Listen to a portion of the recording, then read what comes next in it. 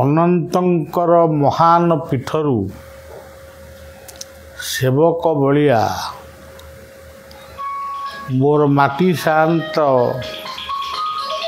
ଅନନ୍ତ ମାଟି ଶାନ୍ତାଣୀ ଜ୍ୟୋତିର୍ପ୍ରଭା ଶାରଦା ମା ରାମଚଣ୍ଡୀ ଏବଂ ମୋର ଗୁରୁବର୍ଗ ଠାକୁର ନିଗମାନନ୍ଦ ବାୟାରାମ ବୁଲାରାମ ଗଣେଶ ଦାସ ଇତ୍ୟାଦି ଇତ୍ୟାଦି ଅନୁକୂଳ ଚନ୍ଦ୍ର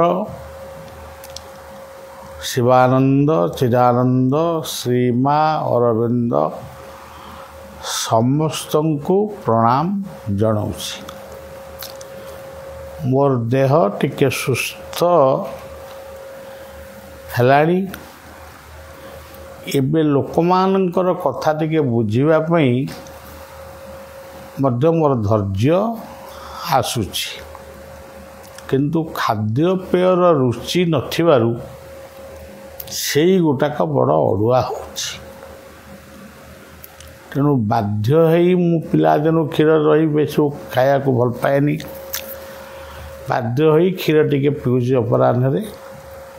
ଏମିତି ଗୋଟେ ଚାଲିବ, ପୁଣି କିଛି ଦିନ ପରେ ସେ ଖାଦ୍ୟ ପ୍ରତି ରୁଚି ବି ଆସିବ। ସେ ଯାହା ହଉ ଏଇ ପବିତ୍ର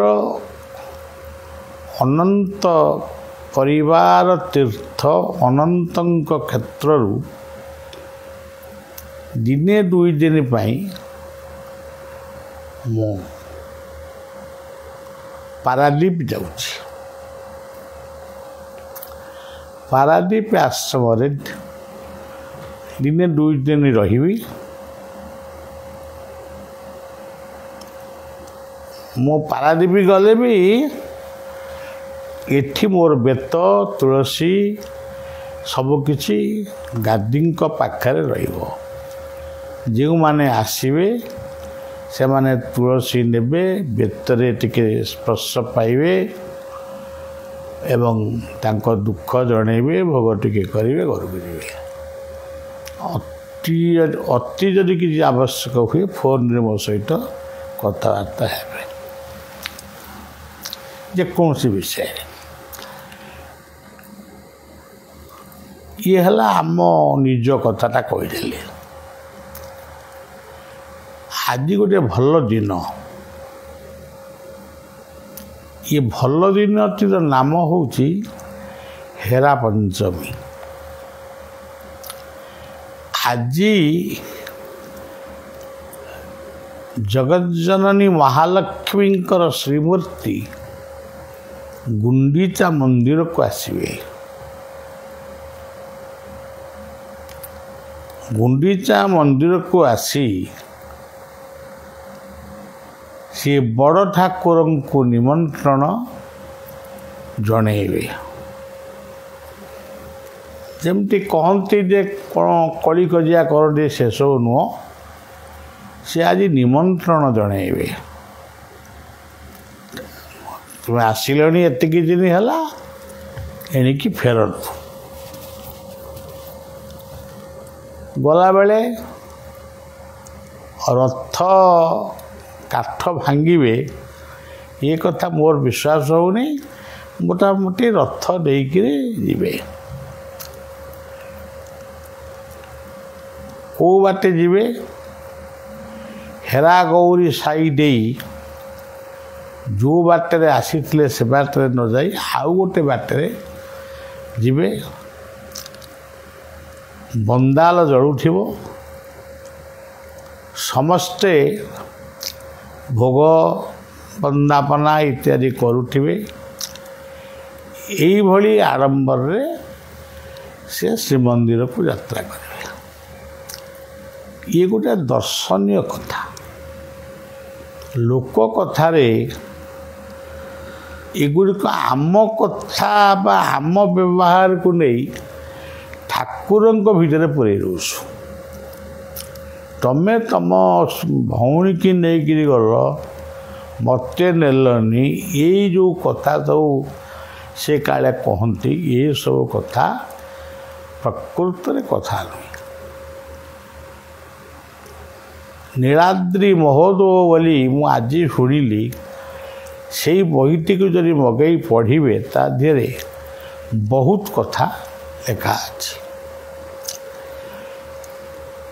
ଆଜି ଏଇ ପବିତ୍ର ମହାଲକ୍ଷ୍ମୀଙ୍କର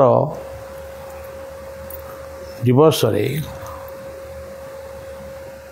ମହାଲକ୍ଷ୍ମୀ ମୋ ଦୃଷ୍ଟିରେ ଶସ୍ୟ ଶ୍ୟାମଳା ସବୁଜିମା। କୃଷକମାନେ ହେଉଛନ୍ତି ଏଇ ମହାଲକ୍ଷ୍ମୀଙ୍କର ସେବକ।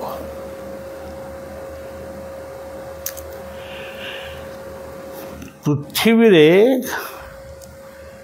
କୃଷି କୃଷକ ଏ ଦୁଇଟି ଯଦି ରୁଗ୍ନ ହେଇଯାଆନ୍ତି ଜୀବଜଗତ ହାହାକାର ହେଇଯିବ। ତେଣୁ ଲକ୍ଷ୍ମୀ କହିଲେ ଜୀବନର ମହାନ ଲକ୍ଷ୍ୟକୁ ସାଧନ କର। ଏକ ଲକ୍ଷ୍ମୀ କହିଲେ ତୁମେ ଗୁରୁଜନଙ୍କର ସେବା କର। ଏ ଦୁଇ। ତିନି ମହାଲକ୍ଷ୍ମୀ ବା ଲକ୍ଷ୍ମୀ କହିଲେ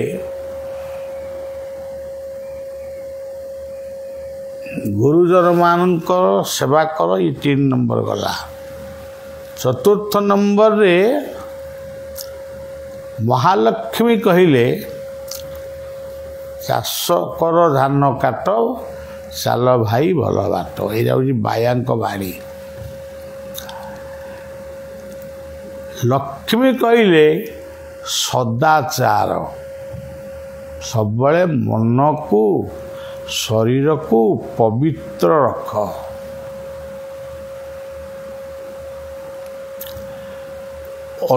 ତାपर ଅତିଥି ଅଭ୍ୟାଗତମାନଙ୍କୁ ଆନ୍ତରିକତାର ସହିତ ଭୋଜନ ଦିଅ ବା ସେବା କର। ଲକ୍ଷ୍ମୀ କହିଲେ ଭଲ ପୋଷାକ ପିନ୍ଧ। ଅନ୍ୟକୁ ଆକର୍ଷିତ କଲା ଭଳି ପୋଷାକ ପିନ୍ଧନି। ଲଗ୍ନ ପୋଷାକ ଆଦୌ ପିନ୍ଧନା। ଦୟାକରି ମୁଁ କହୁଛି। ସହରରେ ଦେଖିଛି ଝିଅମାନେ ସିଗାରେଟ ଟାଣିବା, ମଦ୍ୟ ପିଇବା। ମୁଁ ଦିଲ୍ଲୀରେ ଏକଥା ଲକ୍ଷ୍ୟ କରିକି ଆସିଛି। ଓଡ଼ିଶାକୁ ଧୀରେ ଧୀରେ ବି ମାଡ଼ି ଆସୁଛି ସେ କଥା। ତାହା ଆଦୌ ଗ୍ରହଣୀୟ ନୁହେଁ। ଗୋଟେ ଗୀତରେ ମୁଁ ଲେଖିଥିଲି, ମୋ ମନେ ପଡ଼ୁନି, ତଥାପି କହୁଛି। ଭାଙ୍ଗିଯିବ ଆଣ୍ଟ ତୋର। ହଁ ହଁ, ଭାବନା ମନୁଆ ତୁ ବଡ଼ ବଳୁଆ, ଭାଙ୍ଗିଯିବ ଆଣ୍ଟ ତୋର। ହଁ, କେତେ ଆସିଲେଣି କେତେ ଯେ ଗଲେଣି, ତାଙ୍କ ନାମ ମାୟାଧର। ତେଣୁ ଏଇ ପଦଟିକି ମନେ ରଖି ଆଣ୍ଟ ଖୁଣ୍ଟକୁ ଛାଡ଼ି ଘର ଓ ବାହାରକୁ ପରିଷ୍କାର। ଆଜି ଆମର ଆଶ୍ରମରେ 100ଟି ଗଛ ଲଗା ହେଇଛି। ଆପଣମାନଙ୍କୁ ଯେତେ ଦିନ ହେଲା ଗଛ ଲଗା ଲଗା ବୋଲି କହୁଛି, କିଏ କେତେ ଗଛ ଲଗେଇଛ ମୋତେ ଗୋଟେ ହିସାବ ଦେବ କି?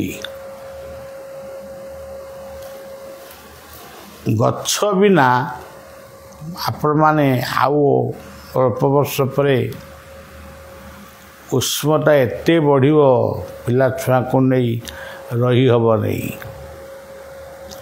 ପାଣିର ବ୍ୟବହାର ଯେତେ କମ୍ କର, ପାଣି ଅଭାବ ରହୁଛି।